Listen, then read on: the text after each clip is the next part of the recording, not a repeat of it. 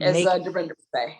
as Dorinda would say, is there, like, if you could interview any housewife, like, you know, you look at like an Erica Jane and everything she's going through, like a Jen Shaw, like, would you want to interview them? I mean, there's a lot going on. Oh yeah, I would love to interview Jen, Erica. I mean, I could do, like, I talked to Teresa in Turks, but I didn't do an in-depth interview with her. I could throw her in there again. There's still a lot of things questions that I would like to ask her. Who else? I would want to, actually, I would want to interview Nene, to be honest. I think she's been through a lot, especially with the recent passing of Greg. And I think, a lot of times she can be a little misunderstood. You know what I'm saying? I don't, we don't always handle things in a way where it's received the way we may have wanted it to be received. So I think that would be a good interview. Yeah, I mean, that's actually, I don't really want to say it, but that's actually something that I would really like to do, is now, after being a housewife for so long, is to actually really talk to other housewives and give you guys an opportunity to really see, like, the layers get peeled and really see, who these people are inside. And I don't feel like a lot of times when we get interviewed, we get an opportunity really, to go that deep.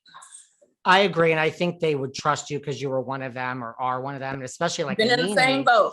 I would think a Nene, like, I know you guys, off and on, but like, I would think a Nene would choose you, because at the end of the day, you know her better than any other interviewer probably would. Well, you would think, I don't know if she necessarily would choose me, but I would definitely, I still stand and say she would definitely be a great interview. And that's it. Like, it doesn't matter to me, what she feels about me. It's all about the flowers that I will continue to give her, regardless of where, our relationship is or the lack thereof. So that's so commendable. Well, you say that Atlanta does it a little different, which I agree. Which of these women that you were on Ultimate Girls Trip with, obviously besides Kenya, do you think could handle herself as the best in the ATL with? Oh, in the ATL? Well, at this point, I'm gonna just give it up to Ramona, because she don't give a damn. So I think she would be okay in the ATL for sure. I'm gonna probably just go with her because it just rolls off of her. She's like, whatever, When you see this happening between like Ramona and like Kenya, listen, these are two formidable. I wouldn't want to be on Ramona's bad side, and I would not want to be on Kenya Moore's bad side. Are you just like, this is the clash of like the century? Are you like, everybody duck for cover? Kenya, you don't play with Kenya. Yeah, well, the shade assassin, Kenya, the self-proclaimed shade assassin, Kenya, if she puts the red dot on your head, like, she could definitely come pretty hard, for sure. I think her and Ramona fight a little differently. I think they spar a little differently. But I think at the end of the day, Ramona's not a punk, that's for sure. So what do you think of the second girls trip as we prepare? We have some heavy hitters here, like Dorinda. We've all heard some things that happen. Like, we have Vicky and Tara, Phaedra, Eva. Yeah. My girl, Eva Marcel Sterling Pickford is on there. Pickford Sterling. Eva has so many names, I always get them out of order. We love but she's our on Eva. there, and yeah, Eva did her thing. I'm excited to watch it. Eva said that apparently, and then Annie's been like, pumping it up too. Like, apparently, I don't know what happened in the Berkshires, but apparently all hell broke loose. And Brandy Glanville is there. Taylor Armstrong. Vicky's there. I'm excited to see that one. And again, for me, it's always fun to watch the other ladies, for me. So yeah, apparently they had more drama than we did, because we actually didn't have that much drama. We just, like, we just had moments of whatever. But I think one of the things that was the best for me with the girls trip was breaking the fourth wall, hands down. Just being able to like talk about how we got casted for the show. Like there's times when like, even when I was putting, the game together, like, they would ask me certain things and I could just say, hey, look, the producers wanted me to ask if you really want to know. It's not like I really give a shit. Okay.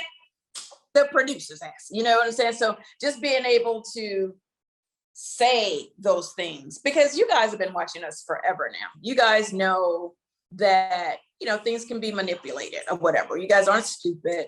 There's so many things that happen off the show that before, if it didn't happen on the show, we couldn't really talk about it. And you guys that would be confusing for the fans, because they would be like, wait, but I just saw them beefing on Twitter and on the show, they seem like they're fine.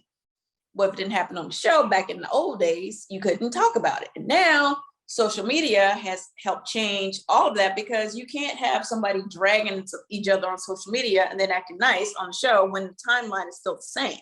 So now I think it only makes sense to break the fourth wall. The fourth wall should just be done, blown up. It shouldn't exist. The fans love to feel like they're seeing something they're not supposed to be seeing, or hearing something they're not supposed to be hearing. And just really, it just helps the stories make sense when there's so much that happens off camera.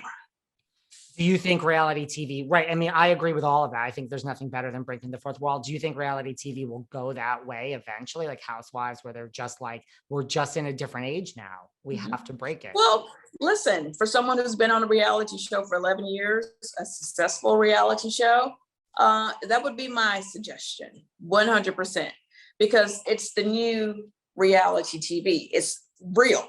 Social media is real. What happens off camera is real. And it all is part of the puzzle that we put together to make a show. Would you ever, just a few more questions, then we'll wrap up. Who would you be most afraid of if you were in the Berkshires with Dorinda, Jill Zarin, Phaedra, Brandy, Vicky, Tamra, Taylor Armstrong, and Eva? Like who would you be the most afraid to kind of go up against? It's a tough group. I don't know. I don't really have any experience with any of those ladies other than Phaedra and Eva. And I would have to say, I've gone back and forth with Phaedra before on Atlanta. Was not enjoyable. So I'm going to say, no, I wouldn't look forward to going back and forth with Phaedra ever again, for sure. Phaedra's a tough one. Well, I'm glad. Yeah, she knows how to read that one. I'm like, woo. She has some. She's good. She's got those long reads, like she like a monologue read. You're like sitting there like, okay, I get it. I'm tired of being read now. Like she's got those 5-minute reads. You're like, okay, what am I supposed to do now? Like there's no comeback. All you can do is just sit there like paralyzed. Like, okay, I have been read for film. You're like, I got your point an hour ago, Phaedra. Yeah, but no. She's gonna bring it on, and you just gotta sit there and take it all in.